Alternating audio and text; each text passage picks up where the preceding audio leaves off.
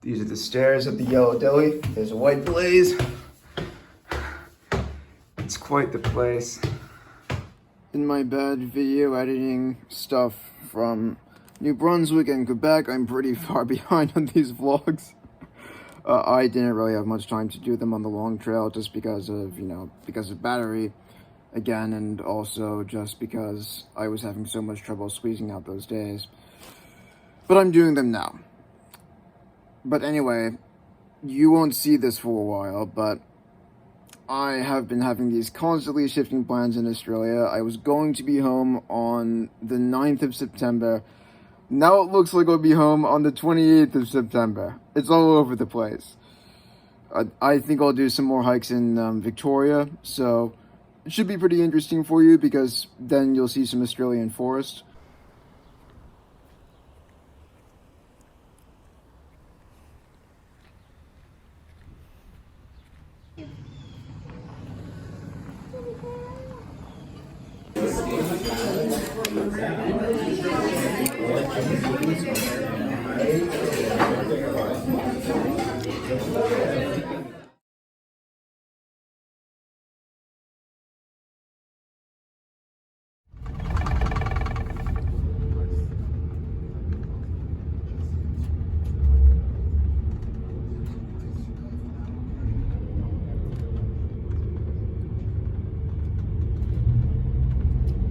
Welcome to Burlington, Vermont. I've just taken a 2-hour bus to here from Rutland, and pretty soon I'm gonna take another 3-hour bus from here to Montreal. So it's a pretty convenient transport link, doesn't take too long. It is still kind of funny that I've gone so far that it takes 5 hours of bus travel to reverse it, but yeah. I felt like I had to do one thing before I leave America, which was go to Dunkin' Donuts.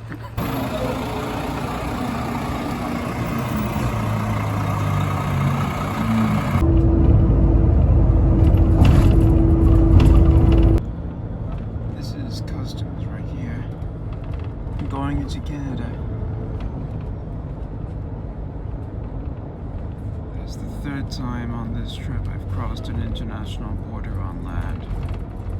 Part when you get processed through, you wait on the other side. Do not walk back. The bus will come to you.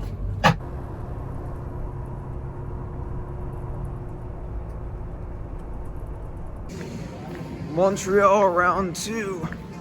I've been right here like 2 weeks ago. But this time I'm staying for a couple of days. Time to find my hostel. Staying at M Montreal. From what I've seen, it's a really nice place. I've had a pretty good experience there. It's just a hostel, but it's pretty well compartmentalized, so I kind of feel like I do have some private space, even though these are bunk rooms we're talking about. So I'm pretty happy I'm staying there. I'm just gonna go for a walk, have breakfast, find this thing called Mount Royal.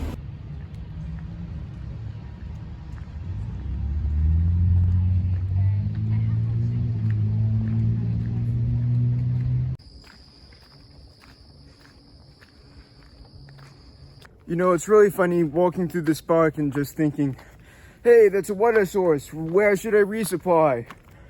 What pace do I think I'll make over the next 5 kilometers? And then just remembering that I'm in a city park in Montreal.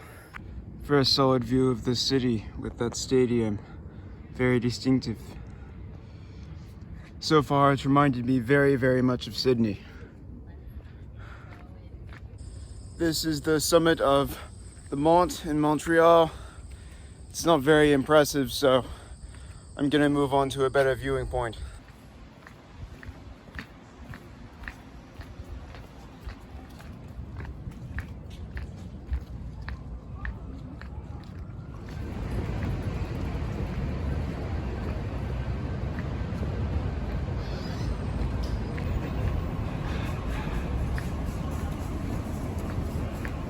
I ordered a large poutine.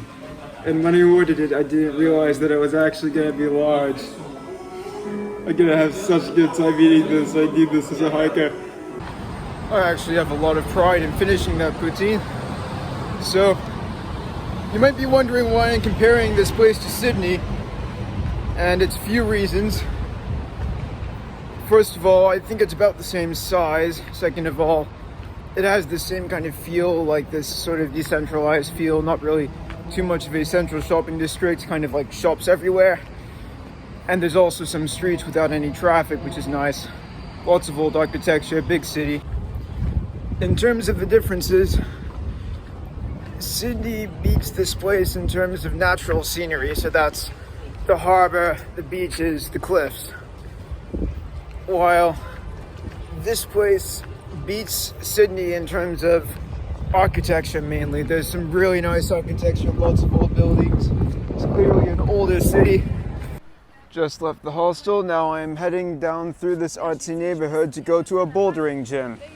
Climbing for the first time in ages, let's go! They say there's 2 seasons in Montreal, winter and construction.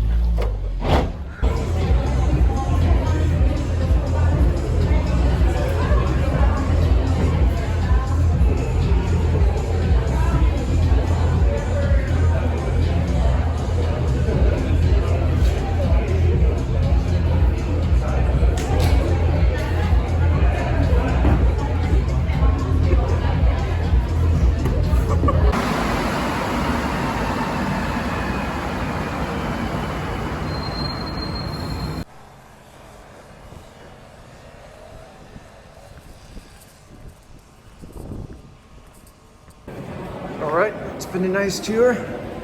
Heading to the airport. What's funny is that they don't actually draw any distinction between international flights and flights into Canada. It's like, it really is a place trying to pretend they're a different country. So, as it always is, with flights which are relatively cheap, and I did get the cheapest flight available, it's going to be a bit complicated getting home. So first of all, it's going to be one flight to Calgary, which I'm going to end up on as soon as it leaves this airport, I think around 3 to 4 hours. And then I'm gonna have a 24-hour layover there, get onto another flight to Honolulu, have a 12-hour layover there, and then get on a flight to Melbourne. So it is a bit complicated. So many people rushing to check in on this flight. What's the rush? Just going from one place where you sit to another place where you sit. Once again, we are running zone 2, platinum. Okay, perfect. Welcome to Calgary. So they're calling this a selfie station. They say it's a very original piece of art. Okay. Which is, I guess, one of the biggest urban parks in Northern America. It's pretty cool. Yeah, it's actually indigenous land. Thank you so much to Hedvig for taking me to the airport and also from the airport yesterday. This is Calgary. I haven't really seen too much of the city of Calgary, unfortunately, but I'm grateful for being able to rest in an actual house when staying here. My baggage was checked through also, so I was completely separated from that for 24 hours. But now I'm getting on to the flight to Honolulu, so that matters less now. Going through American border security for the 3rd time in a month. I got the impression from my pretty short-lived stay here that Calgary is very similar to Adelaide, where I live, in some ways. It's the same size, it has about the same amount of public transport. It has like the central core of relatively low, tall buildings, and then that's surrounded by a bunch of suburbs. So it is pretty similar that way. Of course, the temperature couldn't be more different. Calgary to Honolulu for a 7-hour flight. As of now, I'm the only one in my row. There's no one behind me. Not too bad a setup. That's Calgary. 7 hours, I'm gonna be in Hawaii.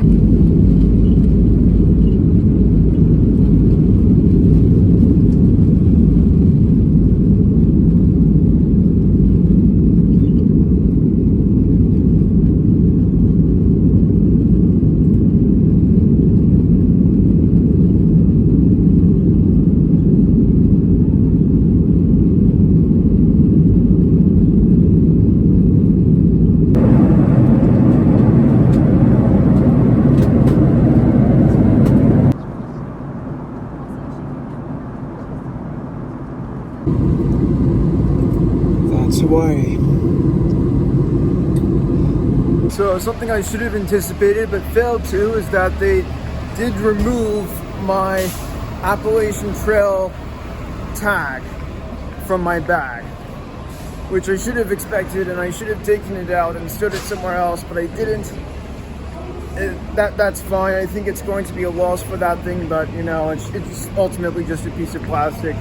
And I do have my Katahdin Summit card as a bit more of a memento for that trip, so it doesn't really matter too much. So I'm in Honolulu. I'm gonna see how to get out of this airport and into civilization, get some food, maybe go out to a bar. It's Saturday night, but I don't know what the heck is gonna happen. I have 12 hours before my flight out of here to Melbourne, so I have time to kill. Welcome to the Central Business District of Honolulu. There was a bus going here, so I just kind of went here without question. There's gonna be a bus going back to the airport in about 2 or 3 hours at latest, so I have some time to kill. Might just go out for dinner. New York style pizza and root beer. So I was kind of hoping a bit more from Honolulu, but unfortunately, as it is, pretty underwhelming stuff. It's a lot like these other American cities of about the same size I visited. Fairly dead center of town, just a few relatively expensive bars, and then yeah, kind of dirty, dingy place. I just decided to buy a bar of Hershey's chocolate that felt kind of obligatory. I also tried to do cash back at the same place at the 7-Eleven, but unfortunately they didn't have that. So I don't really feel like going to an ATM and paying all these fees and withdrawing like 40 bucks in cash, which I will not be able to spend because I'm about to go to Australia. So I might just kind of beg for a ticket back because there's not really a way I can pay for it. Alternatively, I can just pull a Sydney and walk to the airport. I actually walked to the Sydney airport on my very first evening this year. I could easily just walk to the Honolulu airport as well. It's only about 1 hour, so I might just do that. It's very close to town. Means I get to add about 6 kilometers to my total distance, I suppose, if I do it. There are a lot of homeless people around. This does not strike me as the city with the best equality on the planet. So what I'm thinking about doing is just sticking to the most used roads on the entire way. Well, I'm on this well-lit road pretty much all the rest of the way to the airport.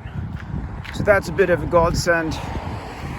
Not that I was extremely worried, but that being said, this place is slightly sketchier than Montgomery. It's not a great place to be walking at night. It's just 7-Elevens and terrible looking fast food chains all the way. I have no idea how I got the idea in my head that this was gonna be any better than the rest of the United States, but yeah, this just feels just like the American South again, which I guess, to be fair, that this is about as far south as America gets. So never walk in an American city. It's a terrible idea. If you hike in a place where everyone's poor, then it tends to be somewhat half decent because everyone's poor, everyone's willing to help each other out. If you're hiking in a place where everyone's rich, things also tend to be pretty decent if you are on a low budget, because then you kind of stand out as an anomaly and people still help you out. But if you are in a place with a lot of inequality, like Hawaii, then it's just not a very pleasant place to be on a budget. That's typically what I found during my travels. So I think I will only return here with a relatively large budget. This sound's been going on for about an hour now.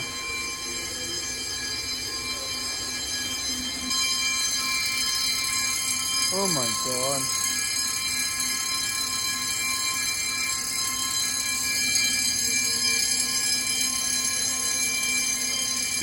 It's now 4 a.m., 2 hours after that leak started. Guess how much effort has been done to address it? Nothing. That's alright though, because the airport's opening up. Just roaming the empty airport. Everything is empty. There's no one, basically no one here. It's kind of bizarre. It's kind of uncanny. I don't think I usually see my local airport like this. Like, this is a massive international airport. There are plenty of flights going through here across the Pacific, but it just shuts down. It's so strange. That was a long wait. Caught a nap at least. And now I've checked my bag through. I got through security and I'm back in this part of the airport. Maybe I should go to Starbucks before it's too late. There's basically no Starbucks in Australia. A couple in Melbourne. I'm actually landing in Melbourne, so I could visit those. I swear America's the only country where they've got to have those announcements saying, check for firearms and your carry-on luggage before taking it through security.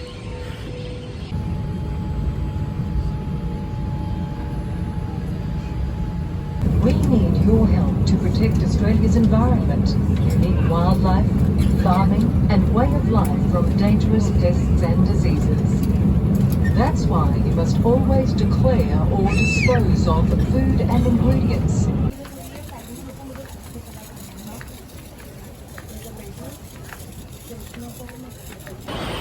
I was wondering what inflation would be like while I was gone, but it seems like prices are genuinely seriously lower in Australia than they are in the United States. I just booked a hostel for cheaper than I have anywhere on the Appalachian Trail. Like $25 US, including taxes, including fees, including a free breakfast, including power, including sheets. Like, you do not have that. At least I didn't have that anywhere in the United States. So I'm liking being home for that reason, among others. Tell you what though, it's pretty bloody cold out here. Anyway, Melbourne, Australia's biggest city. I have no complaints about all the free trams out here.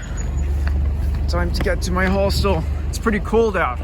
It's much colder than it was basically anywhere in North America for the last few months. Look at these prices. This is in Australian dollars, tax included.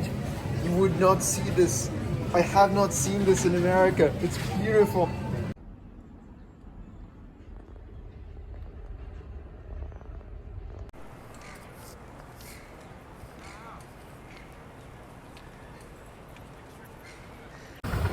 After 9 months of me not using my SIM card, they of course deactivated it. So I'm heading over to this Telstra place to have my SIM card reactivated. This whole place, this whole city is massive.